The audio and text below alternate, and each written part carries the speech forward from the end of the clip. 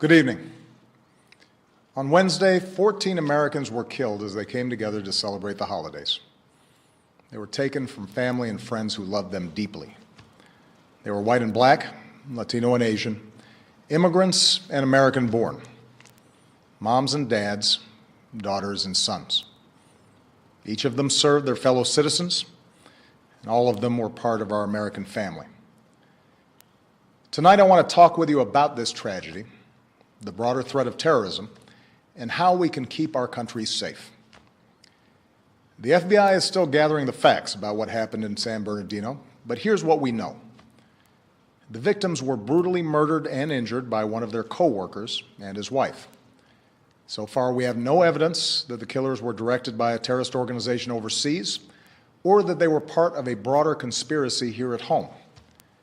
But it is clear that the two of them had gone down the dark path of radicalization, embracing a perverted interpretation of Islam that calls for war against America and the West. They had stockpiled assault weapons, ammunition, and pipe bombs. So this was an act of terrorism designed to kill innocent people. Our nation has been at war with terrorists since al-Qaeda killed nearly 3,000 Americans on 9/11. In the process, we've hardened our defenses, from airports to financial centers to other critical infrastructure.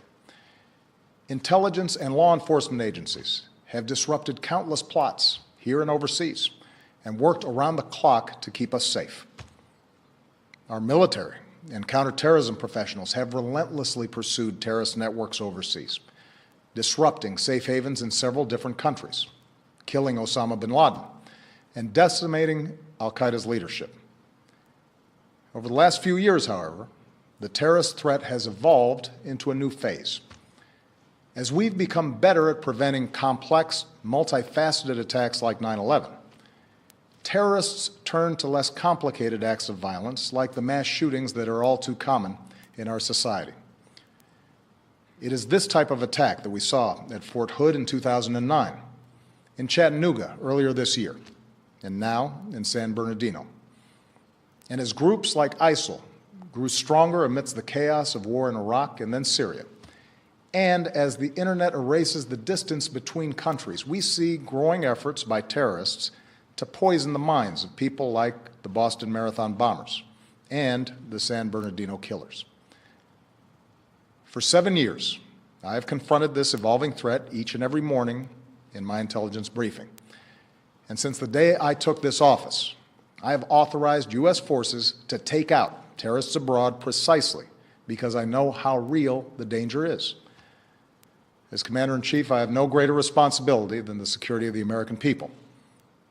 As a father to 2 young daughters who are the most precious part of my life, I know that we see ourselves with friends and co-workers at a holiday party like the one in San Bernardino. I know we see our kids in the faces of the young people killed in Paris. And I know that after so much war, many Americans are asking whether we are confronted by a cancer that has no immediate cure. Well, here's what I want you to know. The threat from terrorism is real, but we will overcome it. We will destroy ISIL and any other organization that tries to harm us. Our success won't depend on tough talk or abandoning our values or giving in to fear. That's what groups like ISIL are hoping for. Instead, we will prevail by being strong and smart, resilient and relentless, and by drawing upon every aspect of American power. Here's how. First, our military will continue to hunt down terrorist plotters in any country where it is necessary. In Iraq and Syria, airstrikes are taking out ISIL leaders, heavy weapons, oil tankers, infrastructure. And since the attacks in Paris, our closest allies, including France, Germany, and the United Kingdom, have ramped up their contributions to our military campaign, which will help us accelerate our effort to destroy ISIL. Second, we will continue to provide training and equipment to tens of thousands of Iraqi and Syrian forces fighting ISIL on the ground so that we take away their safe havens. In both countries, we're deploying special operations forces who can accelerate that offensive. We've stepped up this effort since the attacks in Paris and will continue to invest more in approaches that are working on the ground. Third, we're working with friends and allies to stop ISIL's operations, to disrupt plots, cut off their financing, and prevent them from recruiting more fighters. Since the attacks in Paris, we've surged intelligence sharing with our European allies. We're working with Turkey to seal its border with Syria. And we are cooperating with Muslim-majority countries and with our Muslim communities here at home to counter the vicious ideology that ISIL promotes online. Fourth, with American leadership, the international community has begun to establish a process and timeline to pursue ceasefires and a political resolution to the Syrian war. Doing so will allow the Syrian people and every country, including our allies, but also countries like Russia, to focus on the common goal of destroying ISIL, a group that threatens us all. This is our strategy to destroy ISIL. It is designed and supported by our military commanders and counterterrorism experts, together with 65 countries that have joined an American-led coalition. And we constantly examine our strategy to determine when additional steps are needed to get the job done. That's why I've ordered the Departments of State and Homeland Security to review the visa waiver program under which the female terrorist in San Bernardino originally came to this country. And that's why I will urge high-tech and law enforcement leaders to make it harder for terrorists to use technology to escape from justice. Now, here at home, we have to work together to address the challenge. There are several steps that Congress should take right away. To begin with, Congress should act to make sure no one on a no-fly list is able to buy a gun. What could possibly be the argument for allowing a terrorist suspect to buy a semi-automatic weapon? This is a matter of national security. We also need to make it harder for people to buy powerful assault weapons, like the ones that were used in San Bernardino. I know there are some who reject any gun safety measures, but the fact is that our intelligence and law enforcement agencies, no matter how effective they are, cannot identify every would-be mass shooter, whether that individual is motivated by ISIL or some other hateful ideology. What we can do, and must do, is make it harder for them to kill. Next, we should put in place stronger screening for those who come to America without a visa so that we can take a hard look at whether they've traveled to war zones. And we're working with members of both parties in Congress to do exactly that. Finally, if Congress believes, as I do, that we are at war with ISIL, it should go ahead and vote to authorize the continued use of military force against these terrorists. For over a year, I have ordered our military to take thousands of airstrikes against ISIL targets. I think it's time for Congress to vote to demonstrate that the American people are united and committed to this fight. My fellow Americans, these are the steps that we can take together to defeat the terrorist threat.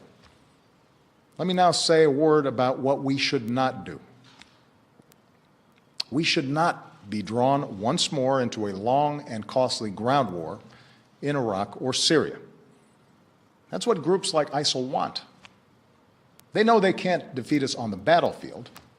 ISIL fighters were part of the insurgency that we faced in Iraq. But they also know that if we occupy foreign lands, they can maintain insurgencies for years, killing thousands of our troops, draining our resources, and using our presence to draw new recruits.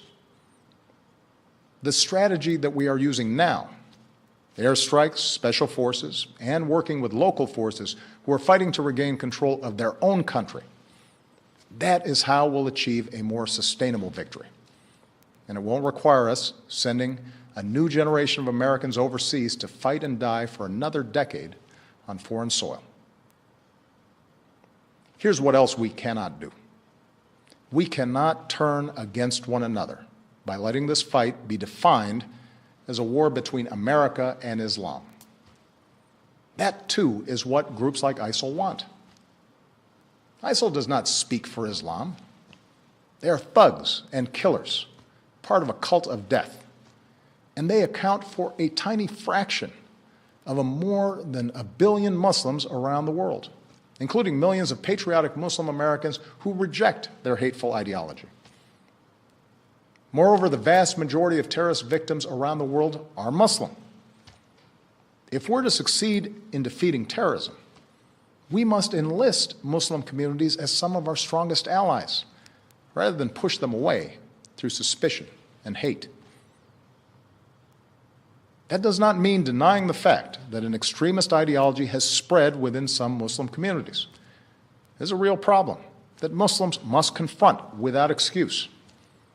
Muslim leaders here and around the globe have to continue working with us to decisively and unequivocally reject the hateful ideology that groups like ISIL and al-Qaeda promote, to speak out against not just acts of violence, but also those interpretations of Islam that are incompatible with the values of religious tolerance, mutual respect, and human dignity. But just as it is the responsibility of Muslims around the world to root out misguided ideas that lead to radicalization, it is the responsibility of all Americans, of every faith, to reject discrimination. It is our responsibility to reject religious tests on who we admit into this country. It's our responsibility to reject proposals that Muslim Americans should somehow be treated differently. Because when we travel down that road, we lose. That kind of divisiveness, that betrayal of our values, plays into the hands of groups like ISIL. Muslim Americans are our friends and our neighbors, our co-workers, our sports heroes. And yes, they are our men and women in uniform who are willing to die in defense of our country.